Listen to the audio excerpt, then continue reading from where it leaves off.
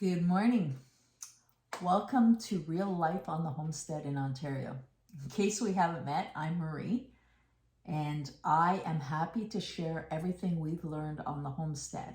And being fall, if you've been following any of my videos, you notice every single day we have something else to do.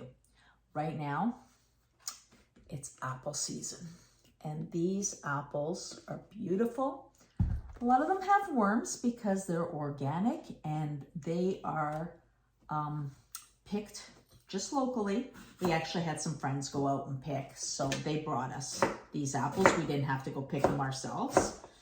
That's the great thing of being in a great community. But what do you think we're making with these apples today?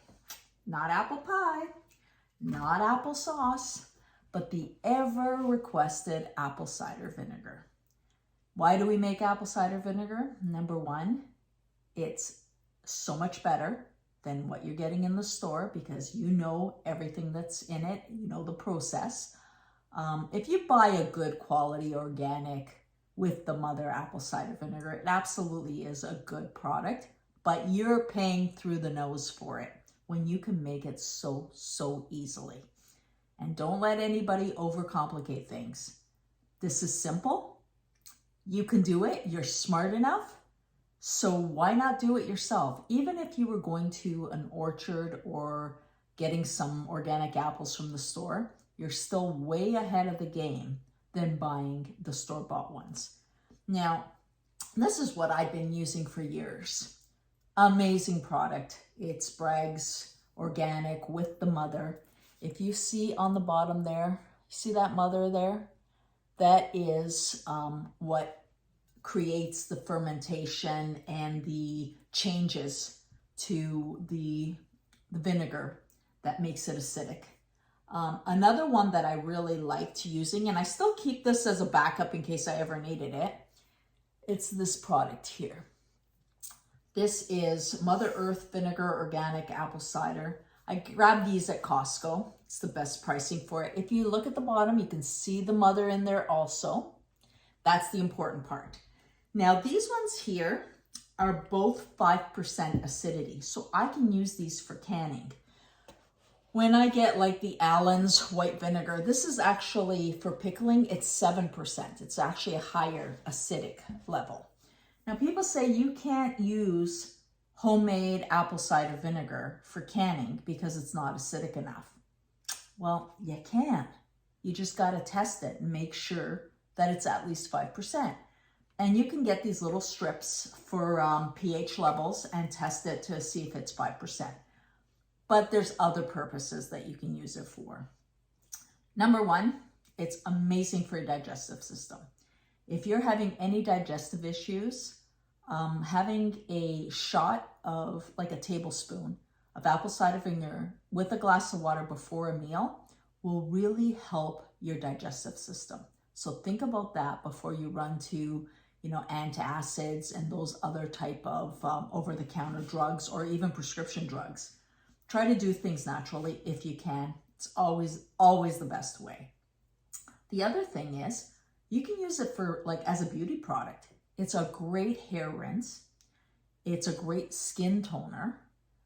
And also if, men their beards get really rough and ragged, if you use this as a toner for a beard rinse, amazing, really softens the hair. And there's other benefits, include lowering blood sugar and insulin levels. I'm referring to my friend Google, by the way. Losing weight, preventing type 2 diabetes, relieving heartburn, lowering cholesterol, reducing varicose veins, whitening teeth, reducing dandruff, improving acne. These are just a few, like I said, that I pulled up on Google, but I've always used apple cider vinegar as part of my salad dressings. I tenderize meat with it. Sometimes what I'll do is I'll put a bit of that in my poultry, or if I'm doing, let's say a turkey, I brine it with apple cider vinegar in there. It does tenderize the meat and it just brings everything to life. So before we go any further, let me just explain to you. I'm making a larger batch If you want to try it first with a small batch, you can do it even like in a small mason jar. Just realize that this is going to take you about 3 to 4 months to be at the perfect acidity to really enjoy it as an apple cider vinegar. So I always say make lots because it does take a while to process. When you're comfortable making it, I'm even going to make a pail, like a 20-liter pail. And that way I know I will never run out. Once it's done and at its acidity level that I like after 4 to 5 months, you can jar it, put it away, and it will be shelf stable for a long, long time. So it's always good to work in advance because you can't make it and use it the next day. So you need to plan. That's part of homesteading, is you need to plan ahead. So what I'm doing right here, this is I'd say it's a 2-gallon jar. It's about a 2-gallon jar, I'm guesstimating. These are my 1-gallon jars, and I use those a lot, but I'm trying to make a big batch here, and I'm going through these apples. Now, the beautiful thing about making apple cider vinegar at home is that you can use the scraps. You don't have to use apples. I have lots here, so I'm using the apples. But like I said, you can use scraps. So if you're making an apple pie and you have the cores and the skins, don't throw those out. Don't throw those out. Throw them into a container and go through this process and make yourself some apple cider vinegar. The beauty is, once we strain it, those apple skins and cores are full of probiotics.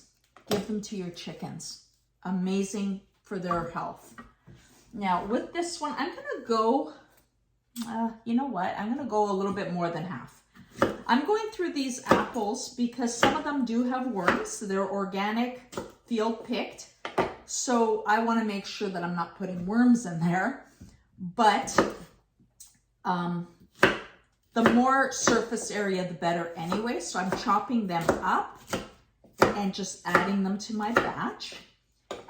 Now, when you're making your apple cider vinegar, it's a two-stage process. The first stage, we are going to do water, sugar, and apples or apple skins, apple cores. Did I say water, sugar, apples? And then we are going to leave this for about 6 to 8 weeks. I'd say go for 2 months. Some people say do it a month, but I want the acidicness. So let's leave it a little longer. 6 weeks is a nice medium point. And then what we're going to do is strain it at that point. During that first stage, what you're doing is fermenting, the same as when you're making wines. You're fermenting the sugars with the water, the air. You will end up with basically apple cider. After that, you need to turn it into a vinegar. And you could just strain it and let it age, and it will start to become a vinegar. But what I always do, and I recommend you do, is either add, I'd say for this, I'd add half a cup of a previous batch of apple cider vinegar, or one of the ones that you have at home. If you're doing a smaller quantity, you only need like a couple of splashes. But that will start that acidic transformation into the vinegar. And make sure you're using an organic apple cider and one with the mother. Huge importance is it needs to have that mother to get it going. It's the same as like if you're making kombucha, the SCOBY, you need that in there. So I am like 3/4 full here. And really simple. You're smart enough to do this. Remember this. For this quantity, I'm going to add a cup of sugar. Now, I use raw cane sugar. That's all we use in our house. If you're using that white sugar, that you get in the grocery store, that is actually refined beet sugar. Let's stick to, if you're gonna go through the work of doing it, friggin' do it right. Use organic cane sugar. It will work better. Then use a good quality water. If you're in the city, get yourself some spring water. We're on a well, and if you've watched me recently, I've disinfected my well recently to make sure that it is at its peak. So our well water is fantastic. So for 1 cup of sugar, I use a gallon of water. If you're doing smaller batches, I say 1 tablespoon. Yeah, 1 tablespoon per every 2 cups. Now I'm just gonna add in my water here. See where we're at?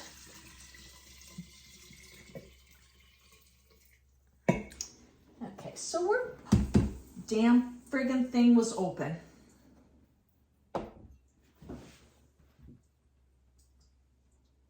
This is real life on the homestead. The tap was open and it's pouring all over my floor. So excuse me while I do a cleanup. Well, that was special. I totally manifested that because I kept saying, I need to change my tablecloth, I need to change my tablecloth, but kept putting it off. So guess what? I have no choice but to change the tablecloth now. So now let's get back to our apple cider vinegar. So we have our water, sugar, and apples. What you're going to do is you are going to put this in a warm, dark place, but put it somewhere where you don't forget it, because this works best if you stir it every day. Now, if you forget, you forget, but it does work better if you keep an eye on it. If you stir it, you keep the water, the apples under the water, which prevents mold. The best way to keep any vegetable or fruit that you're fermenting from getting mold is to keep it submerged. And it's the same with sauerkraut, pickling. Anything natural fermentation should be submerged under the water level.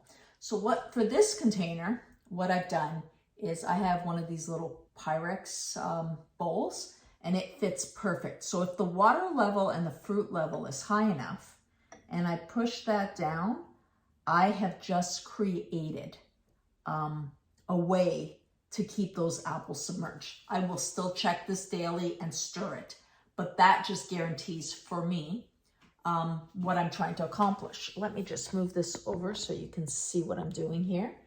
Now, don't use cheesecloth over these things. I find cheesecloth is got enough of a hole that little fruit flies can get in. Use a tight knit cloth. One thing, because I'm all about recycling, remember that. One thing I find is great for these type of applications is when you're done with your sheets, cut them up into pieces, and it's a perfect way to seal products. So this one here, I'm going to be checking regularly, every day, stirring. And I like to use a wooden spoon. I try to avoid metallic spoons when I'm doing these type of things. So this guy, we are going to move over. Holy smokes, is that ever heavy? I'll put that away after. But what I want to show you, and I'm going to try to move things here so that we can keep it in a spot that we can see. I am going to show you a batch that is now 6 weeks old, because I do want to show you the next step. So here we go. Just trying to do a little bit of showing everything at once. Okay, so move over here. So this here is now 6 weeks old. It has been fermenting. So every day I've been stirring it. And now what we're going to do is we're going to strain off the apples, and then we're left here just with the apple cider. So in this jar, because this is my 1 gallon jar, I have a little weight that I use for fermenting. It's a glass weight. It keeps everything under the water level. These are what they look like. They work with wide mouth jars. So if you want, I will actually link this in the description and you can grab those on Amazon with my link. I would appreciate if you use my link if you're buying it. So we're just gonna strain this. Trying not to make too much of a mess because I've already done enough of a mess here for one day. This funnel here has a strainer in it, so it works really well for making sure that I'm only getting what I want out of here. Anyway, I'm not going to strain the whole thing right now because it will take a while and I want to get on with other things for my day. Grab that towel, clean up over here.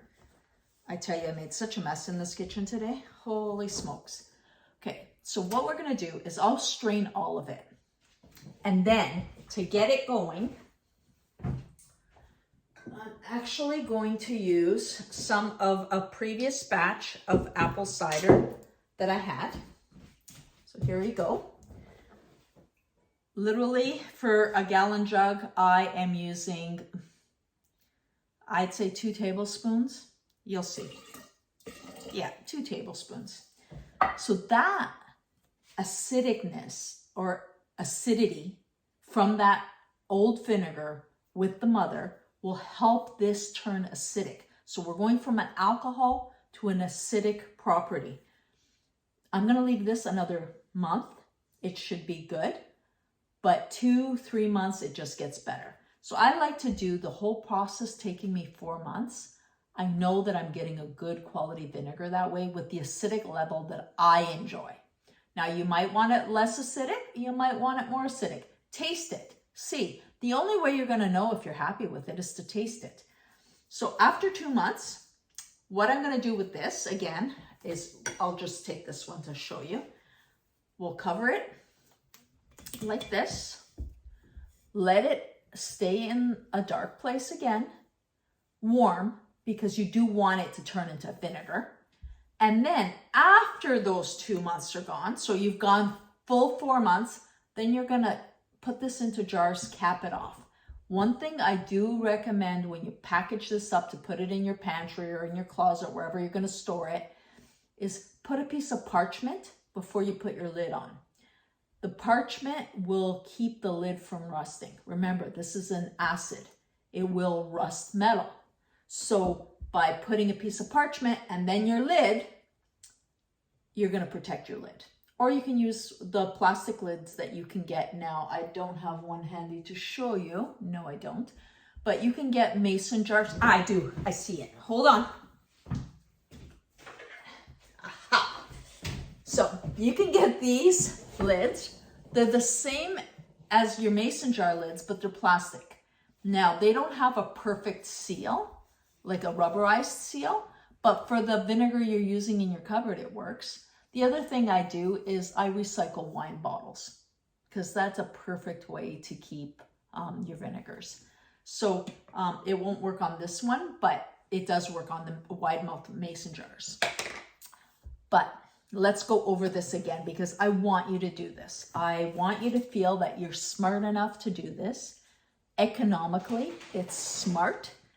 And then you can actually do little cheats because you don't need perfect apples to do apple cider vinegar.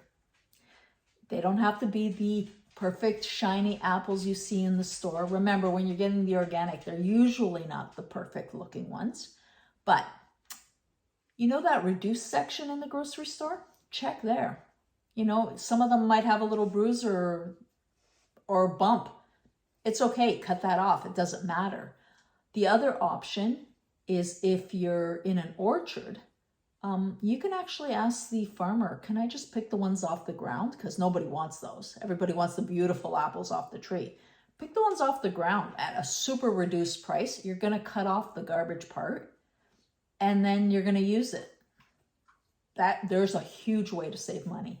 Some people actually go out and buy deer apples. They're called deer apples because they're apples that are on the ground and nobody wants them. And then they sell them to farmers for feed for their animals or the deer or whatever.